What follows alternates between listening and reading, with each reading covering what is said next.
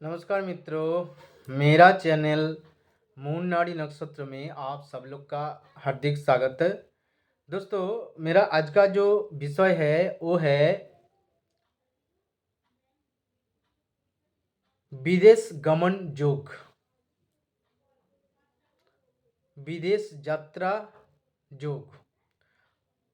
अर्थात कोई भी जातक की जन्म कुंडली में या बार्थ चार्ट में कौन कौन सा योग रहने से जातक विदेश जा सकते हैं। जातक विदेश घूमने जा सकते हैं या विदेश पढ़ने के लिए जा सकते हैं, नहीं तो विदेश में नौकरी करने के लिए या परमानेंट सेटलमेंट विदेश में हो सकता है।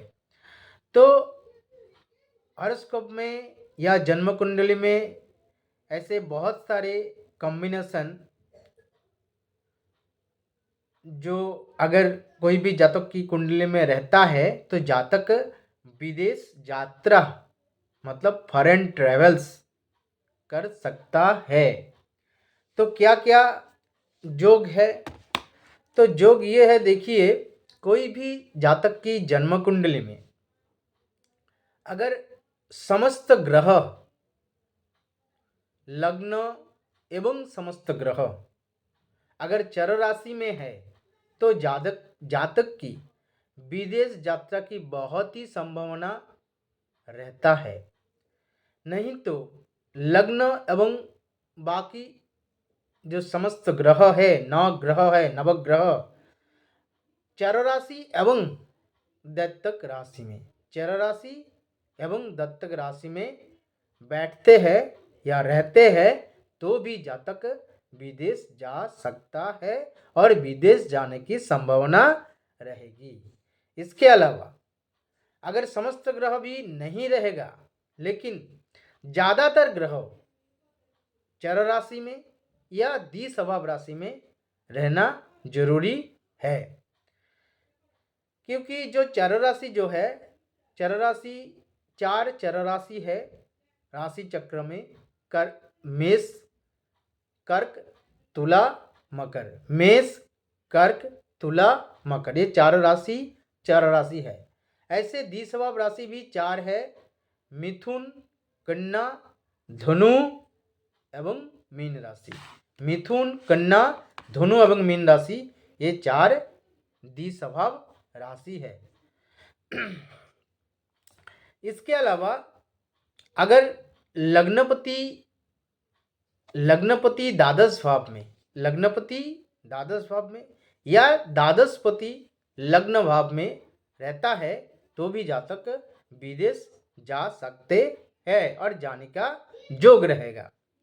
इसके अलावा नवमपति अगर लग्न में बैठते हैं या लग्नपति नवम भाव में बैठते हैं तो भी विदेश यात्रा होने का संभावना रहेगा।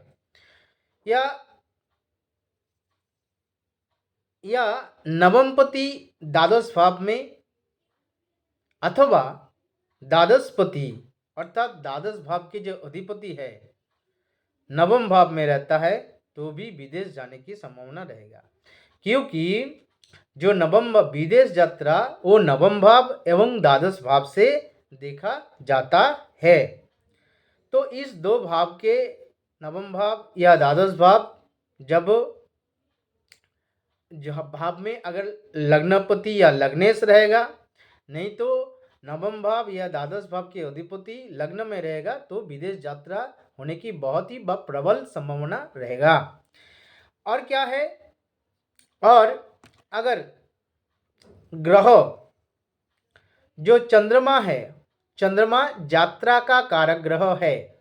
चंद्रमा यात्रा मतलब जर्नी या ट्रेवल्स का कारक ग्रह है, इसलिए लग्न में जब चंद्रमा बैठते हैं तो भी विदेश यात्रा होने का योग बनता है।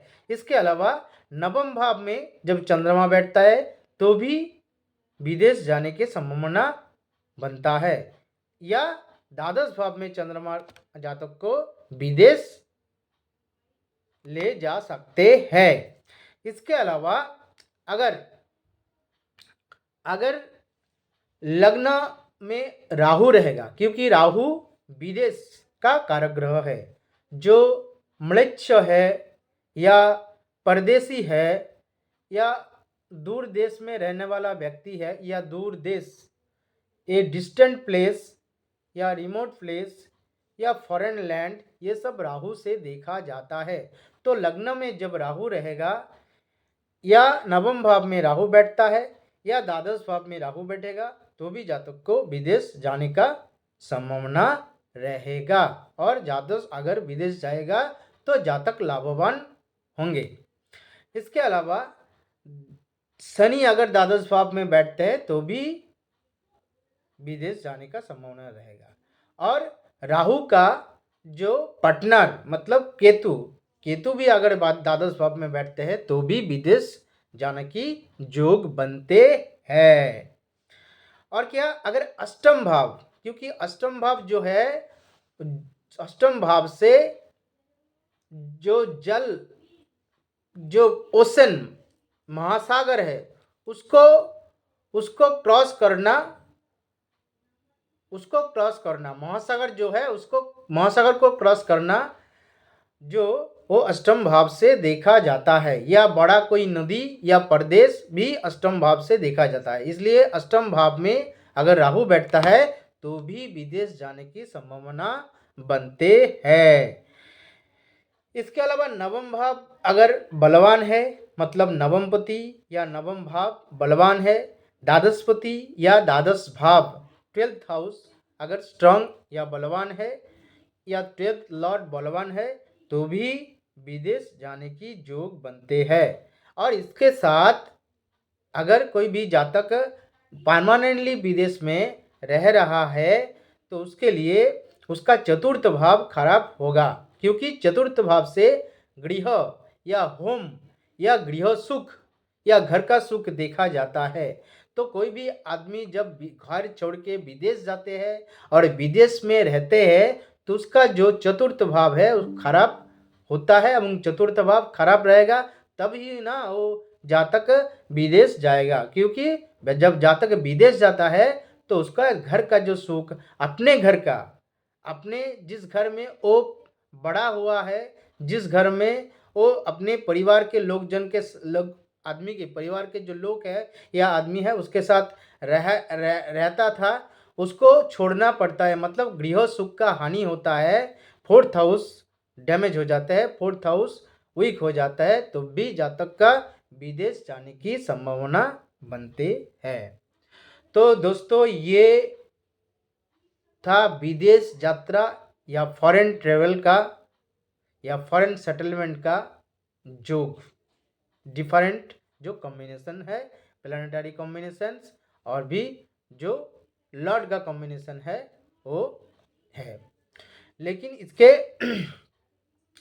इसके और क्या है, इसके के लिए और जातक को विदेश यात्रा के लिए और जो चीज़ है नाड़ी ज्योतिष के हिसाब से वो है गुरु एवं राहु। गुरु एवं राहु की नाड़ी लिंक होना चाहिए।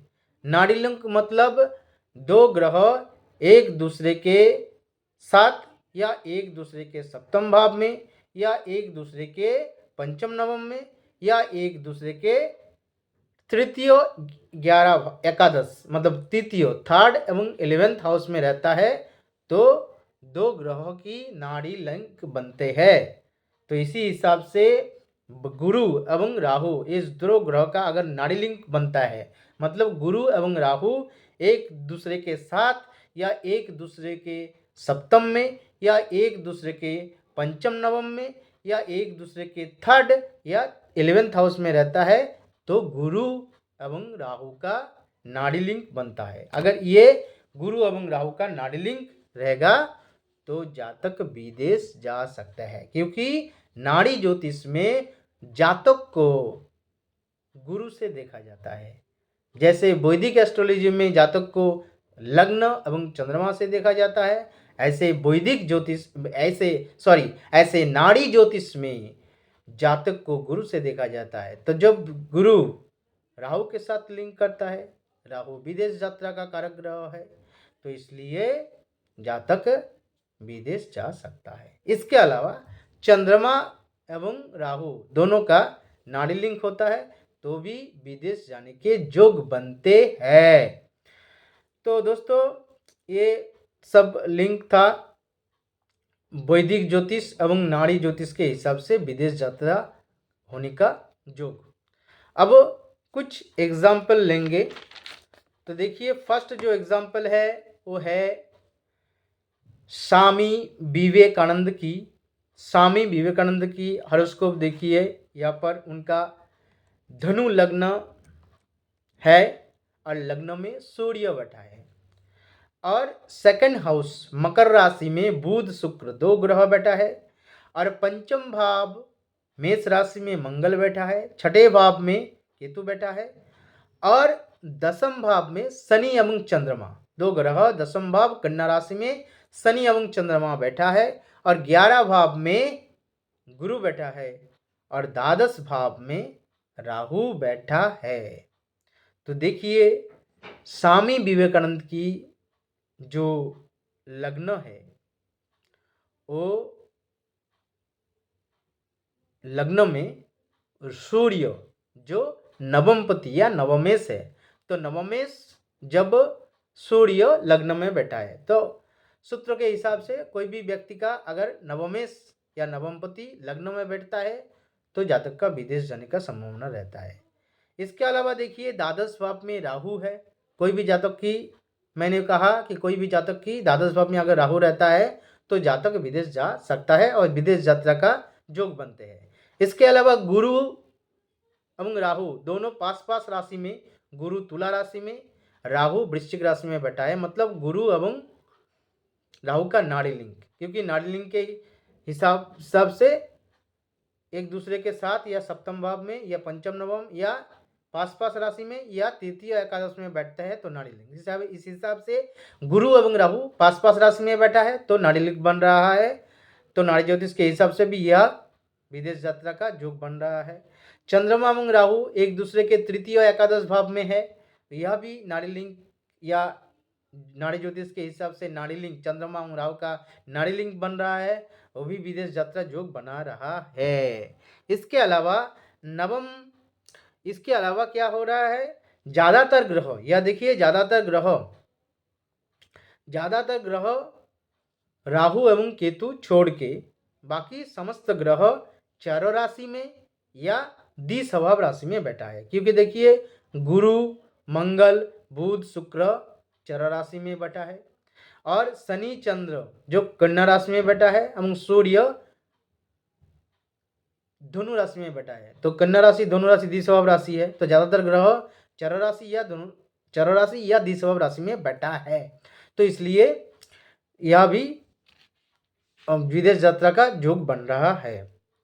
इसके अलावा इनका देखिए चतुर्थ भाव वो भी वीक है। क्यों, कैसे? चतुर्थ भाव के अधिपति जो है, चतुर्थ भाव के अधिपति गुरु 11 भाव तुला राशि में बैठा है, लेकिन दो पाप ग्रह शनि एवं राहु के दो पाप ग्रह देखिए गुरु की दोनों तरफ में शनि एवं राहु बैठा है, तो मतलब चतुर्थ भाव के अधिपति चतुर्थेश बलवान नहीं है, वीक हो गया, दुर्बल हो गया।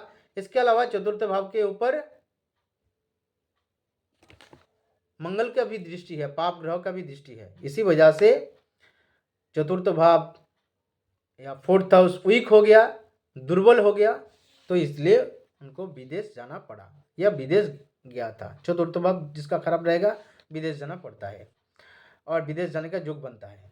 इसके अलावा द्वादश भाव में राहु है और द्वादश भाव के अधिपति मंगल भी द्वादश भाव को देख रहा है, इसलिए इसका मतलब हुआ द्वादश भाव के अधिपति मंगल उसका और जो राशि है मेष राशि, अपने घर स्वराशि में द्वादश भाव के अधिपति, द्वादश भाव वृश्चिक राशि के अधिपति मंगल मेष राशि, अपने घर मेष राशि में बैठा है, मतलब द्वादश भाव के अधिपति बलवान है, मतलब द्वादश भाव बलवान है। इसके अलावा द्वादश भाव में मंगल अपने ही घर में वृश्चिक राशि में अष्टम दृष्टि से देख रहा है, मतलब द्वादश भाव बलवान हो रहा है। तो कोई भी जातक का अगर द्वादश भाव बलवान है तो विदेश जाने का संभावना रहता है।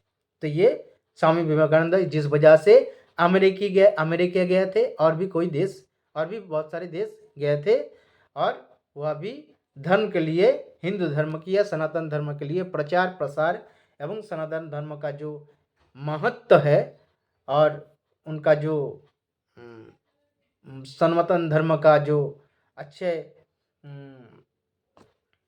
मतलब संस्कार है, अच्छे गुण है, उसके बारे में प्रचार प्रसार किए थे।